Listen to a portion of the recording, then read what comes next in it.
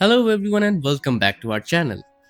What would you do if you walked in on betrayal and then found out the person betraying you might soon forget everything, including you? So here's what went down. And trust me, this is one of those moments that hits you right in the chest. Taylor comes back home earlier than expected, already feeling like something isn't right. And what she walks into? Reach and Brooke, way too close, way too intimate. But just when you think it's another classic betrayal story, Rich drops a bombshell that changes everything. She's seriously ill, and there's a chance he could lose his memory. And suddenly, this isn't just about love triangles anymore. It's about time, identity, and who truly matters when everything starts to fade. Alright, let me walk you through this because the way it unfolds, it's honestly heartbreaking. Taylor didn't just randomly show up early. She felt something was off. You know that gut feeling you just can't shake. Yeah, that's what drove her back. The moment she steps into the Forrester mansion, something feels wrong. It's too quiet, not peaceful quiet, more like eerie, uncomfortable silence. Her heels echo through the halls as she calls out for Reach, expecting him to answer like always. But nothing comes back, and that silence it starts to feel heavy. Then it hits her, that feeling, something's not right. She walks toward the living room, her chest tightening with every step, and suddenly she hears a voice. Brooke's voice, soft, emotional, way too close for comfort. Taylor freezes, you can literally feel her heart racing in that moment. She moves closer, slowly, almost like she's afraid of what she's about to see. And then she reaches the doorway, and there they are, Reed and Brooke, standing close, hands touching, faces filled with that mix of guilt and something else. Something familiar, something that shouldn't be there. Time just stops for her. No more doubts, no more suspicions. This is confirmation. Raw, painful, undeniable truth. She whispers almost to herself, of course, and you can hear the heartbreak in her voice. That tiny sound is enough to make both Reach and Brooke jump apart like they have been caught red handed. But it's too late. The damage already done. Taylor stands there and you can see the shift in her. The pain is still there, but now it's sharpening into something stronger, something colder. She looks at them and asks, how long? And wow, that question cuts deep. Rich tries to speak, but nothing comes out. Brooke, for once, doesn't have a single word, and honestly, that silence says everything. Taylor's voice cracks as she tells them she trusted them, both of them, and you can feel years of history in that moment. Every betrayal, every forgiveness, every time she chose to believe things would be different this time. Brooke tries to step forward, already emotional, trying to explain, but Taylor shuts her down instantly. No excuses, no justifications, she's done hearing it. Rich finally steps in, desperate, trying to say it's not what it looks like, and Taylor just laughs. But it's not a happy laugh, it's bitter, almost broken, because to her, it's exactly what it looks like. It's like always the same story. And just when she's about to walk away, when she's had enough, Rich says something that stops her cold. There's something you don't know. That line changes the entire energy of the room. Taylor pauses, every instinct is telling her to leave, to protect herself, but something in his voice makes her turn back. Slowly, cautiously, she asks what could possibly make this better. And then he says it. I'm sick. Silence again, but this time it's different. Not angry, not explosive, just heavy, suffocating. Taylor is caught completely off guard. Her anger doesn't disappear, but it collides with confusion and fear. Brooke looks just as shocked. She didn't know either. Taylor asks what he means, and Reach finally admits it's serious. The doctors are still figuring things out, but it's not looking good. And suddenly everything shifts. This isn't just about betrayal anymore, it's about something much bigger. But Taylor doesn't let him off that easily. She asks the question that's been building inside her. Why this? Why reconnect with Brooke now?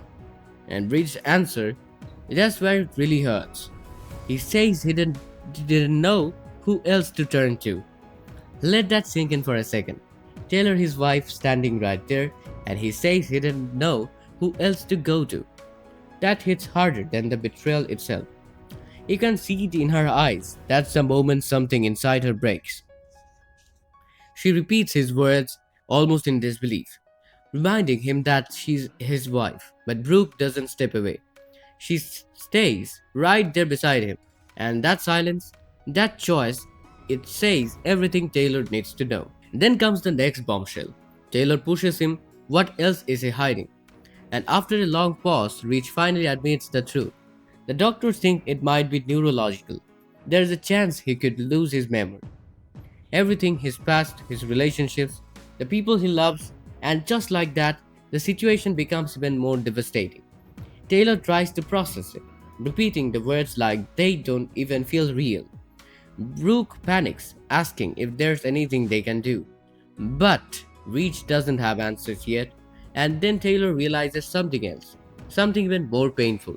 She asks if he is reconnecting with Brooke because he's afraid he might forget her, and Reach doesn't answer. He doesn't have to. That look in his eye says it all. And in that moment, Taylor's heart completely shatters. Even now, even with everything falling apart, it's still Brooke. Taylor steps back, putting distance between them, not just physically but emotionally. She says she won't go through this again. She refuses to relieve the same pain. Reach tries to stop her, reaching out desperate, but she pulls away. This time she's done. She tells him he made his choice. Maybe he doesn't see it in that way. Maybe he thinks his illness changes things, but for her, it doesn't. Tears fall, but she doesn't hide them anymore. She stands there, strong despite the pain, and says she deserves better. And then she walks away. Brooke doesn't stop her. Reach can't stop her. The door closes, and just like that, everything changes. And one haunting question is left behind. If Reach really does lose his memory, who will he remember loving? This moment is honestly one of the most layered emotional conflicts we have seen. It's not just a love triangle anymore. It's a collision between past, present, and an uncertain future.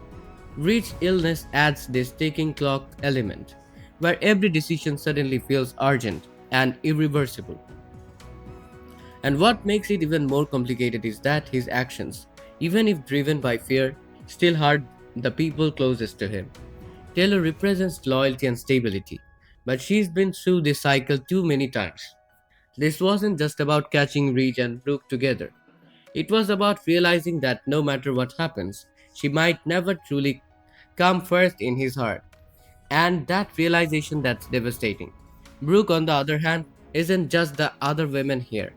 She's someone Reach instinctively turns to in moments of vulnerability. That connection, whether right or wrong, is undeniable.